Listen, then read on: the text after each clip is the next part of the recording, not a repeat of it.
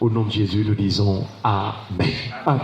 Amen. Amen. Voilà. Depuis ce matin, nous allons commencer encore un sous-thème. Sur la base donc de la référence biblique que nous avons vue sur Proverbes chapitre 22, le verset 4. Cette référence est une récompense de l'humilité.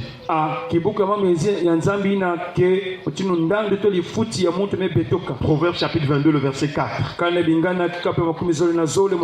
Le fruit de l'humilité, de la crainte de l'Éternel, c'est la richesse, la gloire et la vie. Est-ce qu'on peut acclamer le Seigneur? Et nous avons vu déjà ce que c'est que la richesse.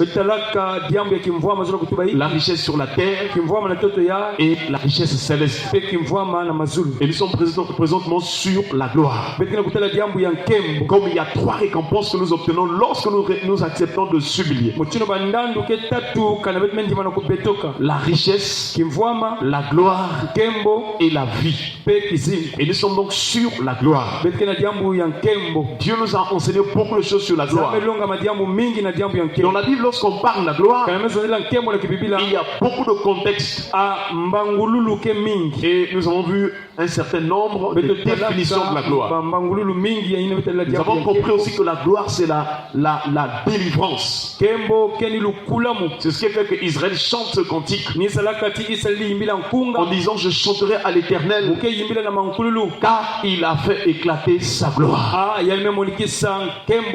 Mais la gloire aussi, c'est la présence de Dieu. C'est ce que nous sommes en train de voir présentement.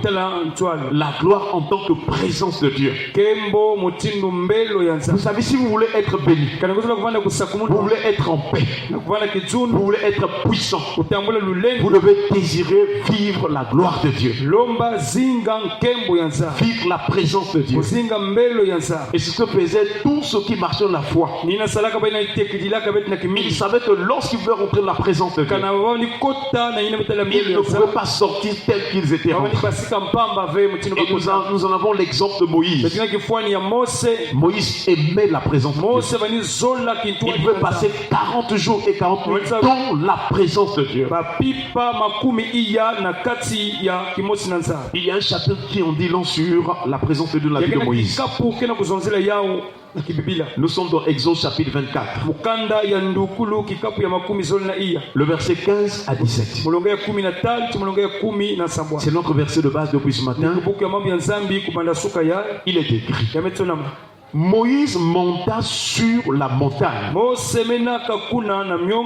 et la nuée couvrit la montagne. Et la nuée couvrit la montagne. La gloire de l'Éternel reposa sur le mont Sinaï. Est-ce qu'on peut acclamer le Seigneur?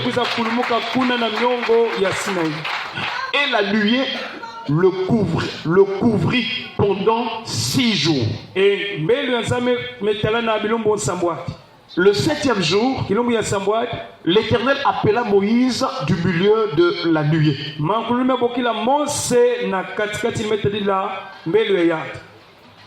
L'Éternel appela donc Moïse du milieu de la nuée.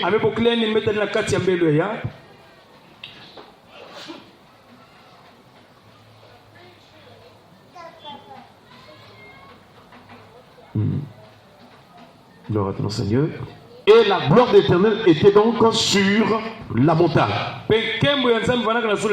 Il avait déclaré: l'aspect de la gloire de l'Éternel était comme un feu de vent aux yeux des enfants d'Israël. Voilà donc ce qui s'est passé quand Moïse était sur la montagne. La première chose, Moïse est monté sur la montagne. Et nous remarquons aussi que de nos jours, il y a beaucoup de gens qui aiment aller en montagne pour aller prier Dieu. C'est une très bonne chose. Mais la question qui nous vient à l'esprit: est-ce que c'est la montagne qui en est quelque chose? Est-ce que c'est la montagne qui est la présence de Dieu? Est-ce que c'est la montagne qui fait que Dieu descend sa gloire? En tout cas, ce soir, nous devons comprendre que la montagne est comme toutes les autres montagnes. La montagne est un lieu physique. La montagne est un aspect physique. Or, nous savons que Dieu est esprit. Et Paul a dit aux Romains, l'espérance qu'on voit, peut-on l'espérer encore? Si nous espérons ce que nous ne voyons pas, nous l'attendons avec espérance.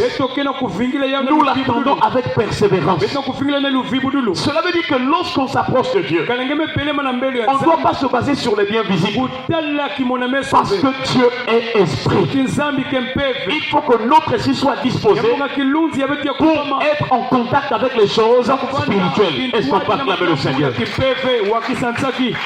Donc ce n'est pas la montagne physique qui est quelque chose. La montagne était d'abord importante parce que c'était un lieu comme en retrait. C'est comme aujourd'hui si tu veux prier. Tu peux aller dans un quartier où c'est calme. Parce que le lieu et le temps sont indispensables pour des moments de communion avec Dieu. Et c'est pourquoi il partait en montagne. Mais ce n'est pas la montagne qui est quelque chose. Et c'est là où nous avons compris que lorsque Moïse est monté sur la montagne, la nuée couvrit la montagne. Nous avons compris dans la Bible par rapport d'abord à Psaume 121. Il dit, je lève mes yeux vers les montagnes. D'où me viendra le secours? Le secours me vient de l'Éternel qui a fait les cieux et la terre. Est-ce qu'on peut acclamer le Seigneur? C'est comme si vous quittez ici, vous allez dans un quartier où c'est calme. Ce n'est pas le quartier qui est quelque chose. Le temps et le lieu c'est important. Mais ce qui va faire que la gloire ou la présence de Dieu descende sur toi, lorsque tu as choisi un bon lieu et un temps calme, c'est la disposition de ton cœur. Alléluia. Nous comprenons que lorsqu'on parle de la montagne, il ne s'agit pas du lieu géographique, mais il s'agit de la disposition du cœur, de l'intimité, l'intention d'avoir une intimité avec Dieu. C'est ça qui va déclencher la gloire de Dieu. Car sur la montagne, beaucoup de gens aussi y partaient. Pourtant ne voyaient pas la gloire de Dieu. Mais Moïse avait compris. Et sur la montagne, il faut une disposition du cœur. Alléluia. Et ça, Moïse avait une vie où il cherchait la face de Dieu, où il voulait voir la gloire de Dieu. Un jour il a dit au Seigneur, si tu me connais par mon nom, fais-moi voir ta gloire. Est-ce qu'on peut acclamer le Seigneur? Si ton cœur désire vivre et voir la gloire de Dieu, c'est alors que ton esprit va être touché par cette présence. Et si nous comprenons les choses ainsi, même si tu es dans un bus, même si tu es en cours de route, la gloire de Dieu peut descendre sur toi. Alléluia. Voilà pourquoi Dieu nous a conduit à un autre texte du Nouveau Testament. La conversation entre Jésus et la femme samaritaine. En tout cas, ça nous a beaucoup touché. Nous sommes dans Jean chapitre 4. Quand vous lisez cette histoire, chers frères et sœurs, vous allez remarquer qu'il y a des points vraiment extraordinaires. D'abord, Jésus était en train de quitter la Judée pour aller en Galilée. Ils avaient tellement marché. Jésus est fatigué. Il va aller vers un puits parce qu'il avait soif. Il voulait boire de l'eau. Nous ne devons pas oublier que dans la personne de Jésus, il y a deux dimensions. Il y a la dimension divine et il y a la dimension humaine. C'est-à-dire avant que Jésus ne naisse de Marie, avant que le monde voit Jésus comme un fils qui est né, avant que le monde ne voit Jésus comme un homme, Jésus existe déjà dans le sein du Père. Ça c'est sa divinité. Il a la même nature que Dieu le Père, il est dans le sein du Père. Un jour, Jean-Baptiste va témoigner de Jésus. Il va dire aux gens, dans chapitre 1, à partir du verset 15, je pense, il va dire aux gens, la personne que vous voyez là, c'est celui dont je vous ai parlé. C'est lui. Et il dit aux gens, lui il m'a précédé. Lui il est avant moi. C'est celui que vous voyez là. Lui il m'a précédé, il est avant moi. Ça c'est quel langage? Nous savons que Jean-Baptiste et Jésus, c'est Jean-Baptiste qui était né le premier. Physiquement parlant. Mais quand Jean présente Jésus, il dit aux gens que Jésus m'a précédé. Il est avant moi. Alors qu'ils ont un écart de 6 mois à peu près. Jean-Baptiste était né. Ensuite, au moins 6 mois après, Jésus est né. Mais Jean-Baptiste va dire aux hommes que Jésus m'a précédé, il est avant moi. Il voulait montrer que ce Jésus que vous voyez humainement, lui, il est Dieu. Avant qu'il ne naisse pour devenir homme, lui, il est déjà au ciel dans le sein du Père. Alléluia. Amen. Voilà pourquoi le nom de Jésus fait couler la salive. Les questions ou les débats sur Jésus troublent même ceux qui ont l'intelligence, parce qu'ils ne comprennent pas que Jésus est la seule personne qui a réuni en lui-même la divinité et l'humanité. C'est un mystère. Dieu est esprit, mais c'est par Jésus qu'il a revêtu la chair. Alléluia. Amen. Voilà pourquoi la Bible déclare qu'en Jésus habitait ou habite corporellement toute la plénitude de la divinité. Et quiconque ne croit pas que Jésus est Dieu est perdu. Est perdu. Son âme n'a pas la vie. Son âme est en route pour le temps de feu. Jésus a dit, si vous ne croyez pas ce que je suis, vous mourrez dans vos péchés. Et Jésus va arriver donc à ce prix-là. Puis, quelque temps après, la femme samaritaine arrive. Jésus lui demande de l'eau. Et Jésus lui dit, donne-moi de l'eau. La femme samaritaine dit à Jésus, nous n'avons pas de relation avec vous. Parce que les Juifs et les Samaritains ne s'entendaient pas. Et même donc l'eau, ils voulaient refuser Jésus. Et Jésus a dit, Jésus lui répondit, si tu connaissais le nom de Dieu. Et qui est celui qui te dit, donne-moi à boire? Tu lui aurais toi-même demandé à boire. Et il t'aurait donné de l'eau vive. Et sois pas acclamé le Seigneur. Alors là aussi Jésus montre sa divinité, parce qu'ils sont sur une question d'eau physiquement parlant. Je vous ai rappelé que Dieu est esprit. Donc quand Dieu parle, son langage a un sens spirituel. C'est différent de ce que nous avons appris à l'école. Tu peux être fort en mathématiques, tu peux être un grand informaticien. Cela ne te donnerait pas de connaître les choses de Dieu. Il faut que tu naisses de nouveau. Il faut que tu acceptes Jésus comme Seigneur et Sauveur, afin que l'Esprit de Dieu entre en toi. Et c'est l'Esprit de Dieu qui va commencer à t'enseigner les choses de Dieu. La femme est en train de voir l'eau physique, mais Jésus est en train de parler de l'eau, la source de vie. Or dans Jérémie chapitre 2 verset 13, l'Éternel parle par le prophète Jérémie. Il dit, mon peuple a commis un double péché. Ils m'ont abandonné, moi qui suis une source d'eau vive. Est-ce qu'on peut acclamer le Seigneur? Comment est-ce que cette parole de Jérémie que l'Éternel disait? Jésus vient aussi vient dire cette parole à cette femme. C'est tout simplement parce que Jésus est l'accomplissement de la loi et des prophètes. Donc, tout ce qui se disait dans l'Ancien Testament, c'était sur le compte de Jésus. La loi est un pédagogue. C'est un enseignant pour nous conduire à Christ. Et donc quand tu lis l'Ancien Testament, tu dois arriver jusqu'à Christ.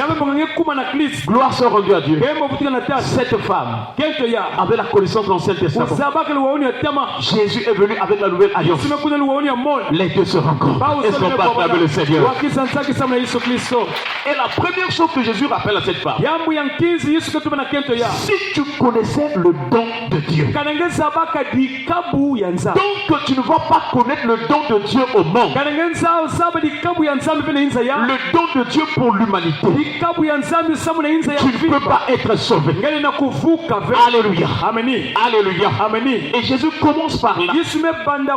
Si tu connaissais le don de Dieu, nous devons accepter Jésus comme le don de Dieu.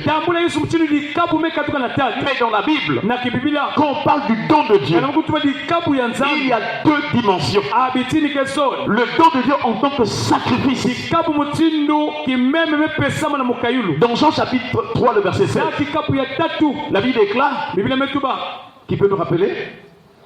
Car Dieu a tant aimé le monde qu'il a donné son fils. Qu'il a donné son fils, un don.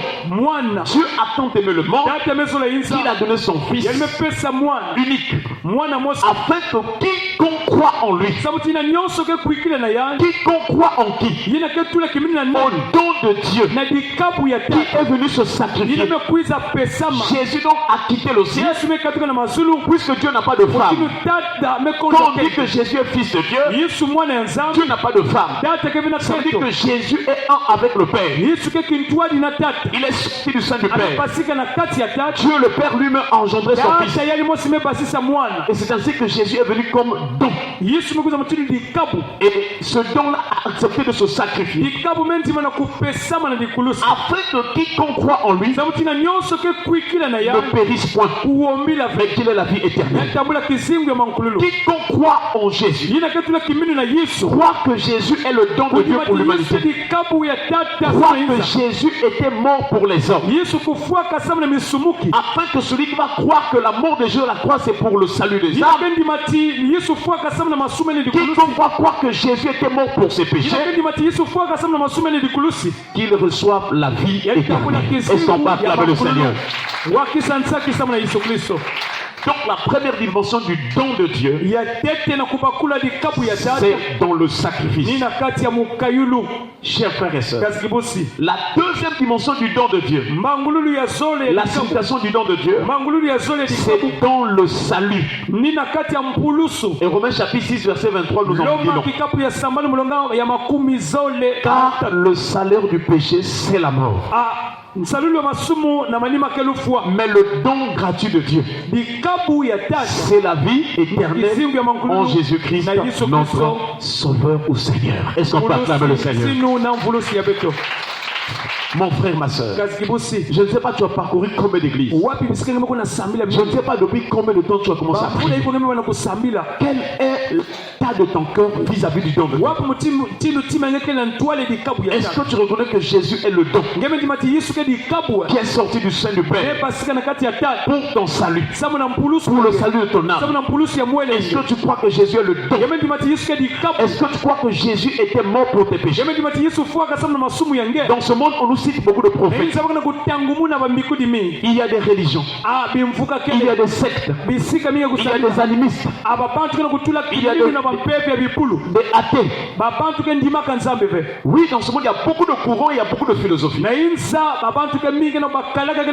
Quels que soient les philosophes et les gens sont en train d'élever, il n'y a qu'une seule personne qui était mort à la croix. Et ça, c'est un prodige. Il n'y aura plus jamais, il n'y aura jamais dans ce monde une autre personne qui viendra ou ou qui viendrait pour mourir pour l'humanité. Il n'y en a pas. C'est une œuvre que Jésus a fait une fois pour toutes. Est-ce qu'on peut acclamer le Seigneur? Cette femme samaritaine n'était pas encore sauvée. Elle avait besoin de salut. C'est pourquoi je le dis, si tu connaissais le don de Dieu, et ce soir tu es heureux, parce que cette parole est pour toi. Si tu crois que Jésus est le don de Dieu, il était mort pour tes offenses, que Jésus est le don de Dieu, il est venu comme ton sauveur.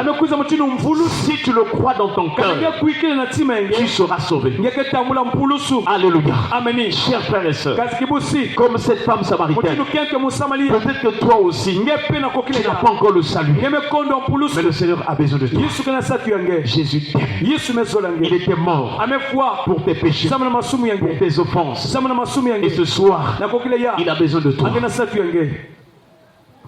Chers frères et sœurs, nous voulons prier pour dire comme ça.